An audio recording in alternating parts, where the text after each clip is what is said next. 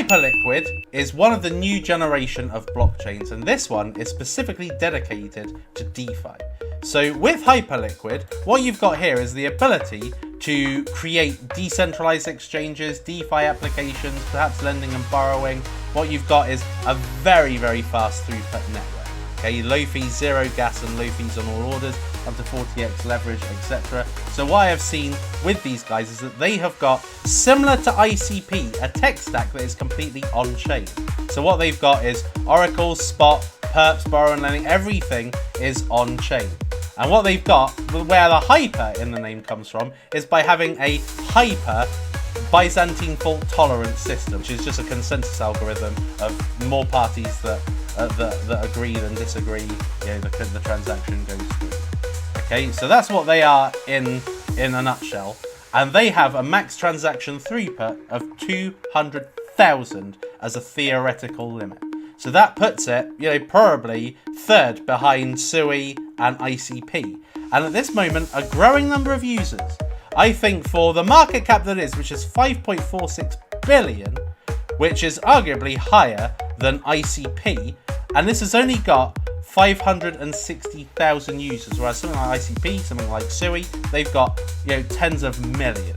And in terms of the block time, again, it's not fast. I would say 0.7 seconds qualifies as a pretty standard amount these days. You've got much faster blockchains right now than Hyperliquid. But Hyperliquid, it's definitely very, very popular to people that love DeFi. I think that the volume reflects the fact people don't really care that much about DeFi. But again, this is listed on decent exchanges. It is widely available.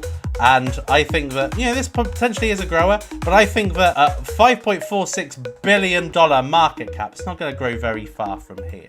I would say that Hyperliquid, I just don't see the adoption of it. I just don't see people really loving it like they love other layer ones, because I just don't really see that people love DeFi like they like gaming, like they like AI. And that's why I like NEAR, that's why I like Avalanche. They are blockchains for very, very popular narratives. Solana, a blockchain for popular narratives such as memes, for instance.